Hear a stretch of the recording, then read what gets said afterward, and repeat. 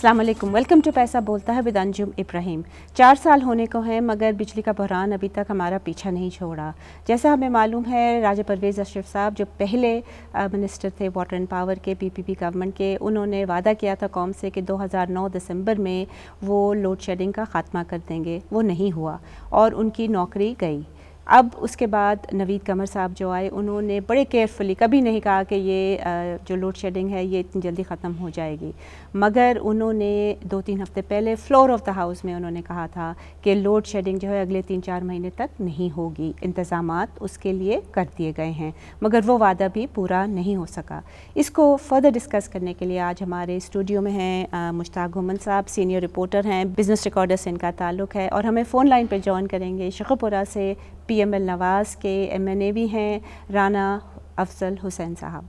मैं राना साहब से शुरू करना चाहूँगी। राना साहब, आपने एक water and power standing committee अभी रिसेंटली हुई थी, उसमें आपने कहा था कि आप लोड शेडिंग में बिल्कुल कॉम्प्रोमाइज़ नहीं करेंगे। सर, इससे क्या मुराद थी आपकी? आप क्या सकते हैं as a member of the opposition? पहले सबसे पहली बात तो ये है कि ये टोटली मिसमैनेजमेंट है ऑन पार्ट ऑफ गवर्नमेंट, और मैं ये ज़ाती तौर पर सीरियसली ये समझता हूँ कि ये एक नॉन सीरियस टोला है और हर कोई भी इशू हो उस पे ये अपनी संजीदगी का कभी भी इन्होंने मुजाहरा नहीं किया।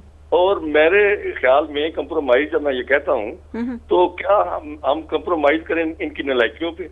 क्या हम कंप्रोमाइज करें इनकी गैर सर, पिछले 4 साल से तो कर रहे हैं आप इनकी नहीं, बिल्कुल नहीं कर रहे।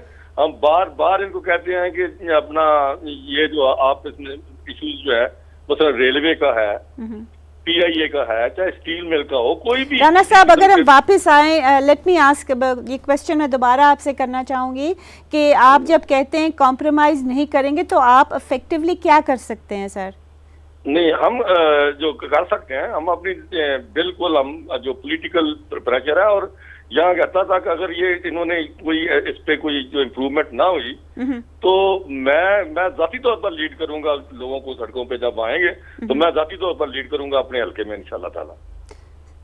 सर, लोग सड़कों पे तो अभी भी आ रहे हैं और स्पॉन्टेनियसली आ रहे हैं, कोई लीडरशिप उनको लीड करने के लिए नहीं है। हम देखते हैं कि छोटे छोटे पैकेट्स में जहाँ जहाँ वो है लोड शेडिंग होती है या गैस शेडिंग हो रही है, लोग तो बाहर आ रहे हैं विदाउट लीडरशिप।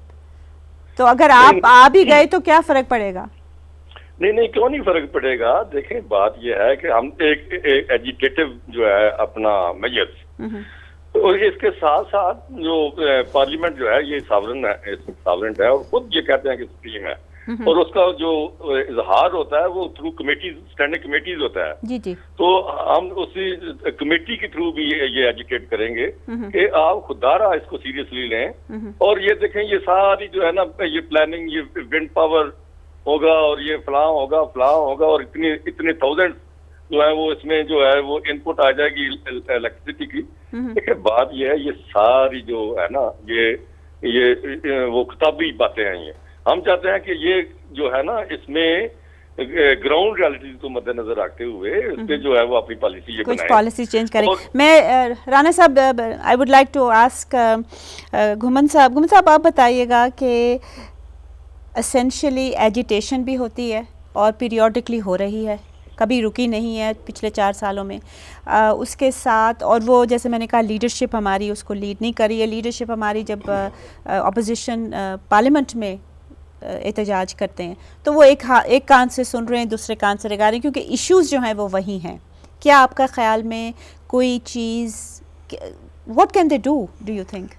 बेसिक इशू ये है कि जो ये एनर्जी क्राइसिस है जिसमें हम पावर को पहले लेते हैं, पावर ये अपोजिशन को भी पता है कि इस वक्त कोई शॉर्ट टर्म मैयर उनके पास है नहीं है।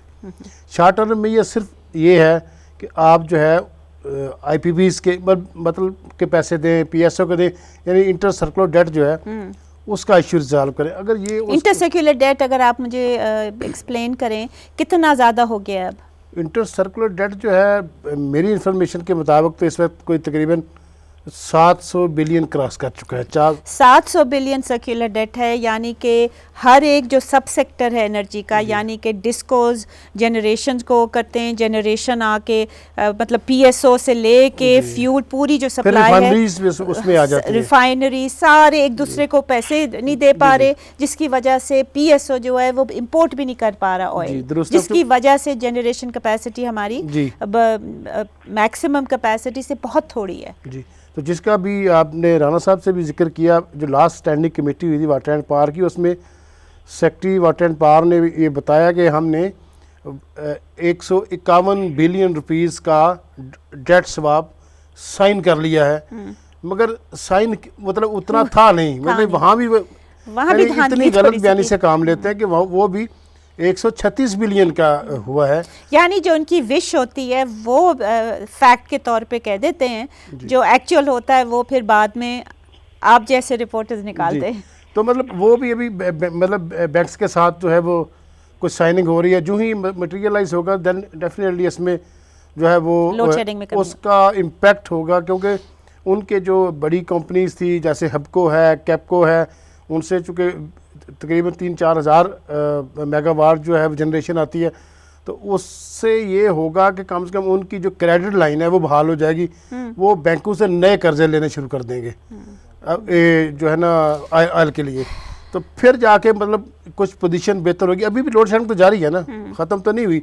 तो नवीद कमर साहब ने जो उस दिन सेनेट में जो ये सेनेट को ये बताया था कि भाई लोड शेडिंग ख़त्म हो गई है 3-4 महीने मतलब ये कि इमीडिएटली ख़त्म है, और लेकिन ये कि बाद में मेरे ख्याल में 2 या 3 दिन ही गुजरे होंगे तो फिर ये 18-20 घंटे। ख़वातीन हज़रात, before we go on the break I just ये मैं दोबारा कहना चाहूँगी, जो घुमन साहब ने कहा है कि 700 बिलियन हमारा इंटरसेक्युलर डेट है, जो उन्होंने डेट स्वैप किया है वो 136 गालिबन बिलियन है, यानी कि ये भी शॉर्ट टर्म मेजर ही है, ज़्यादा देर इसकी भी हमें पॉजिटिव बेनिफिट जो है यानी कि नो लोड शेडिंग वो लिमिटेड टाइम के लिए। इसी के साथ छोटी सी ब्रेक।